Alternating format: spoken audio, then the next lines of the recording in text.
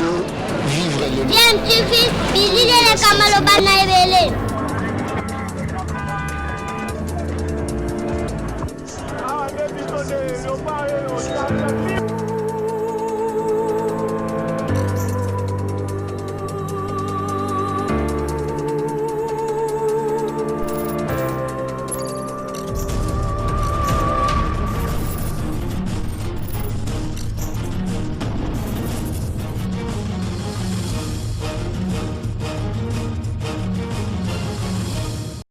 Tu veux toujours un enfant. Balandi ya DMTV mbote nabino esengo toujours kaka na ngambo na biso neto yebisaka bino kaka po toyebi ke boza ebele o boza kolanda chaîne YouTube na bino DMTV. DMTV vous apporte l'actualité mais tout ça la kapé ba analyse na ba réflexion sur ba sujet d'actualité boyebi kaka ba faits sociaux na ba réalité nde tozomona na mboka na biso bakolo baloba tambola na mokili omona makambo bakolo baloba lisusu mbwazali na makolo mine kasalanda kante la mokome o tozomona na ba politicien na biso ezaka pasi makolomi bale pamba me olingi banzela zomi toloba lisusu nini tolingi to échanger na bino sur sujet moko kasi ko tout ça moi analyse muke et même biso pe na moi réflexion to pousser ma kanisi na biso musika to partager ngo ensemble na bino mais avant boyebi kaka awa to mi pesa moi habitude moko ya ko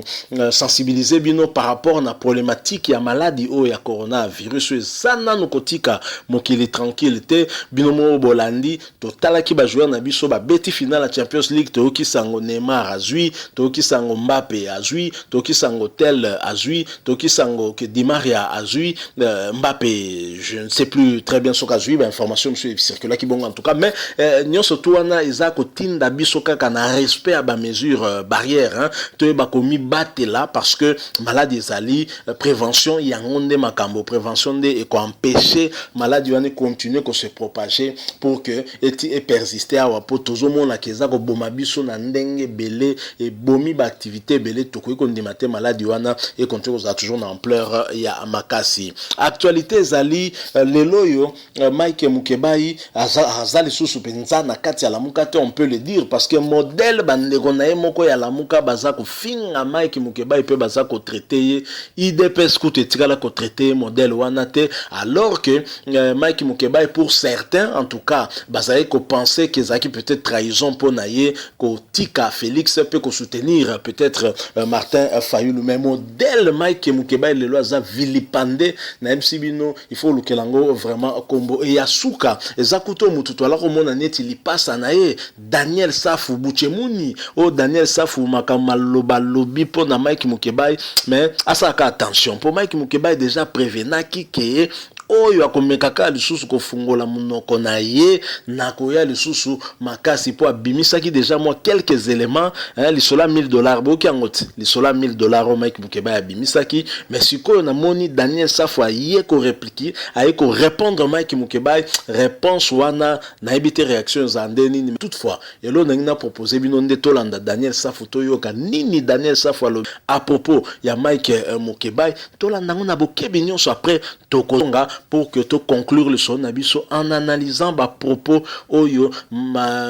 Daniel Safazo tenir contre Mike Mukebai. Je rappelle que vous avez la chaîne YouTube Nabino DMTV. Yom tozana no abonné tende onangai ozo la nini. Cliquez na bouton wana obakomi kaka s'abonner ezana rouge. O cliquez wana malamoko komi abonné na chaîne oyo ko bossa na pété et ko bimisa cloche moko à notification sur cliquer puis on vous allez bien pour que permettre qu'on rattrape les vidéos te sur to bois qui en na chaîne YouTube na yo DMTV. Suivons Daniel Safu, nous nous retrouvons tout de suite après. Utiki faulu rani wandi kwanga na banda ko ebisayo kotala kasimate soko tali sima okomona Félix na Kabila bazo saka na ba diamant na ba or bazo bina tour na biso tolia na biso Murumba utiki faulu na nani utiki la muka na nani olandi kwanga olandi ndakala matamba ekosiyo omuno talisima mbalebele na zoebisa kotala kasima te soko talisima okomona Kabila bazobina na na Félix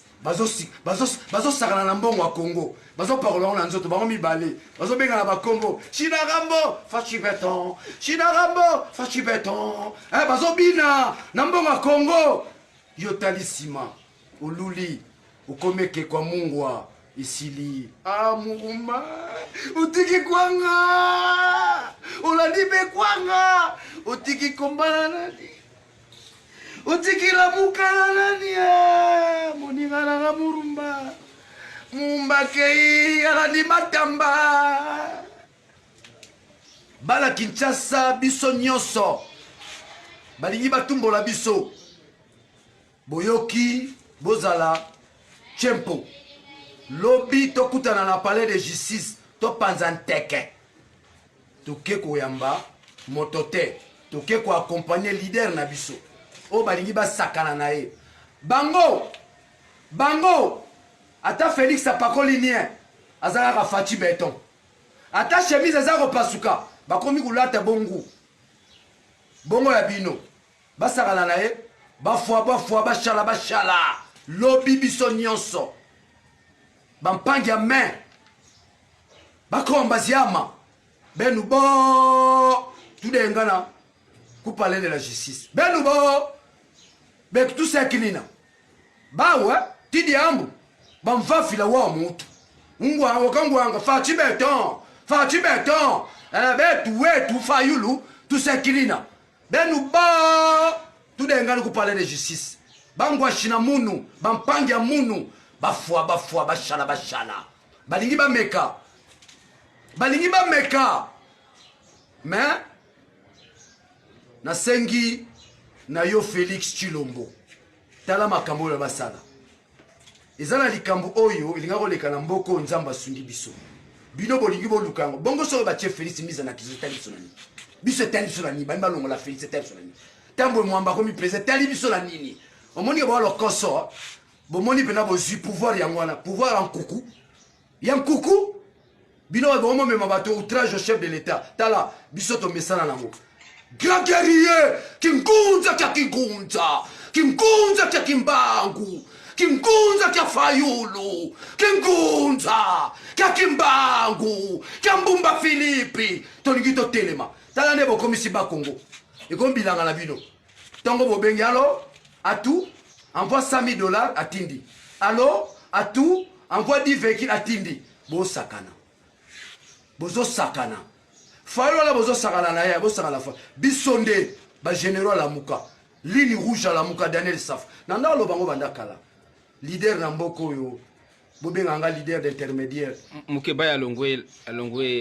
lokola communicateur à la muka. Déception pour na Daniel Safou. Ali atai pona combat ya la muka azali susute babenga ngo débauchage wana etali bisote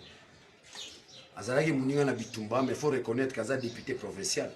dans l'ordre sociologique c'est un leader mineur Daniel Safaza leader majeur ceux qui basataka ki na ba leader majeur tonga tous là dessus mais ndeti bake bazu bangola mike batiki banjoku fumu kimbanga lobaki bokobunda bitumba ona sanda bitumba bokobunda mingi bakokufa ebele bakosomba bango lokola makaya bokola mapa yo moni tele basomba bango Kabila bandi kosomba na mtali boso Sami badi banga asombi aya sombi nani Chibala aya sombi IDPS aya sombi Félix Yemoko pona ni toka soli pona kolobango toka na pasi na mutemati qui a bradé la lutte ton nom tambola na nzela objectif dans zakinini obtenir le changement. Le changement, par définition, c'était mettre Kabila à côté. Il n'a pas un pouvoir politique. Papa Félix Sungabiso, il n'a pas un pouvoir politique. Des ans, zéro. Zéro, papa, zéro. Fayulu a soutien à FCC, à Zolu Kako, ça fait et Fayulu a un soutien peuple. Ceux qui font qui a besoin à FCC, Fayulu a un président de la République. Il y a un Kagama Lobati. Hein? Mkonjina Bango. Alobati. Nous devons respecter cet homme-là. Il a refusé et le pouvoir et l'argent. Nous lui devons respect et considération. Paul Kagame. Ceux qui ont mutu aux umpata na wabio fingaka Fayulu mitalio parce que au moni mutu soki aza na malédiction tala banganga nzambe basakana na bango te babandaki liboso na ambongo asungi biso esiko tokombi lelo eza eklese santo katoliko papa cardinal ambongo asungi biso ozolanda ngai me toyaki kolamuka na ntongo bato bakomi kofinga ambongo bafandi kaka la te bakomi kofinga mpe papa simon me mboka nini tonto zwa mababe ni tonto lakisa na bana na biso bakoya lobi lokoso oyo nyonso bozomona lokoso yozoka te elongo mamba kongo ekoma bamboka oyo ngai $30 na ngai oyo ngai $10 na ngai oyo batindelanga yo kaka makambo mbongo madia makambo mbongo kaka aske bolingi bokotisa na bayaya na biso lo biso bafamile baza te eza biso soki bambemba baza te eza biso tokotalisa bana na biso ni lokoso Voilà, boti kolanda wana Daniel Safou, bokindenga lobby, Daniel Safou, député national, mais n'habite sur député national qu'on s'exprime à ya s'exprime à bongo. Voilà, peine zo rappelenga ba Sankara, na ba Blaise éléments à l'époque quoi. Donc zo rappelenga pena école de Sankara, au pena la monique eza école de Sankara Mobimba. Alors Daniel Safou estime que Mike Mukebai a débauché à lobby yango bo qui est bien wana. Donc Mike Mukebai ba débauché. Donc ceux qui va débaucher Mike Mukebai va débaucher et pas il y a Félix Tshisekedi Mike Mukebai a kokinzalate finalement alandi ndakala alandi matamba binomoko bolandi Daniel Safou ndenge alobi. Alors makambo nyonso za ko révéler nanga nini que ce soit pour na FCC que ce soit pour na cash que ce soit pour na Lamuka difficile hein pour na batu ko accepter ba contradiction en interne. Oyebi que soki yoye kaka na ba point de vue moko contraire peut-être na leader ya parti to leader ya coalition automatiquement on va t'indexer bakoloba na yo que yo ozali mutumoko déjà ba déposer ba bendi déjà yo tosomo na yo clarté est-ce que démocratie yango toza koluka e vanda pena na kati ya mboka oyo ezali démocratie moko tozo tala ngo ka nde totala ka mapata ne totala ka moi ne totala ka sansa la lune tonini parce que démocratie yango esengeli quand même ko kobanda na ba regroupement politique na biso tozali ko diriger on ne peut pas avoir un point de vue commun et sengeli tozala na ba contradiction c'est-à-dire que oh yo penser nga na exprimer pe point de vue musu c'est du choc des idées jaira ligne moko to sengeli kolanda biso nyo surtout par rapport non seulement il y a intérêt à regroupement politique nabiso mais surtout il y a intérêt à peuple paix mais toza comme on a lelo aussi bien nakan il y a chef de l'état Félix Tshisekedi nakan Joseph Kabila comme pe nakan Lamuka contradiction ezali kozala accepté et ainsi toza comme on a ba opposition na kati ya ba coalition wana ezali kosala que en réalité bato basi ba kabona na bango kala mais bazaka ka ko forcer ko va ensemble parce que spectacle toza comme on a révélation par-ci révélation par-là même si je suis contre la révélation Mike Mukebai azako sala lelo je trouve que c'est pas honnête il aurait dû koloba vérité pe na population ça c'est un manque de respect vis-à-vis de la population que dire que pour des raisons un combat tokoy koloba makamsu te lorsque par exemple Mike Mukebai osoloba ke mutu liboso trahisa ki na Genève ya ki fayulu mais fa koloba ngo bandaka la parce que peuple mususu abundeli pe bitumba o ya soutenir pe fayulu ayebi ke fayulu alaki na raison alors qu'au départ c'est fayulu qui a trahi selon Mike Mukebai et même Francis Kalombo Tolanda qui est pe toyoki asolobelo mo ya bongo alors pourquoi ozeli bobeba na pour que vous sa vérité wana donc même yo ozali mutu digne de confiance pété par rapport à la population alors quant à Daniel Safou est-ce que Daniel Safou azali pe modèle ya kokakope komeka kope sa leçon na Mike Mukebai boyebi que Daniel Safou ba attaquer sérieusement yekutu ne mutaliboso ba mona ka alaki débaucher tanga memela ki Jeannette Kabila fleur boyebi nini o bato IDPS baloba que FCCC débaucha qui il a essayé un peu de se débattre par-ci par-là mais quand même déjà bato ba mona ki yango comme une faiblesse hein, de sa part un modèle à se comporter qui alors député honorable député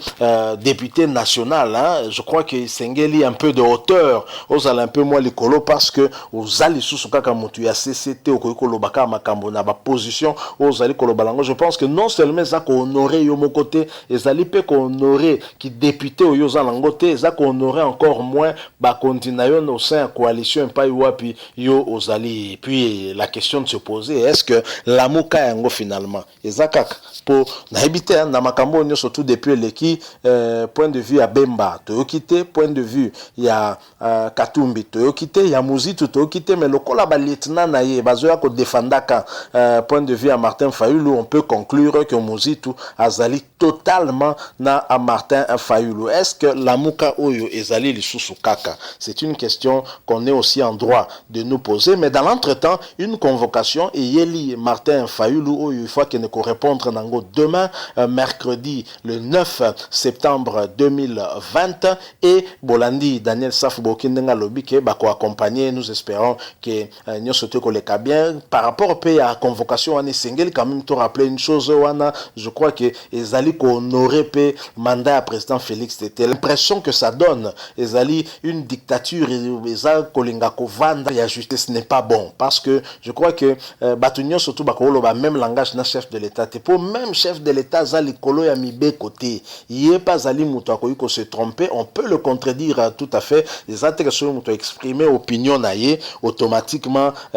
bataille pression to ba meka ko intimider muto ko meka ko bangi ça en utilisant l'outil de l'état l'appareil de l'état en utilisant la justice pour na koluka ko calmer bardeur ya moto ba g o wana nyo surtout yebani il se peut même que makambo ezo salama président Félix Tshisekedi ayebi yango kutu pété. Je pense que batu oyo bazali ko raisonner modèle wana ezali nango normal te. Ce sont des choses qu'on a eu à vivre depuis époque ya Mobutu, époque ya Kabila le père et même ya Kabila le fils oya okosa batu te en état de droit. Je suis désolé mais comme on a keba convoqué na Martin Fayulu na Théodore Ngoyi, je crois que le raccourci est vite fait, le rapprochement est vite fait avec cette démarche à Théodore Ngoyi. Il y a d'abord koluka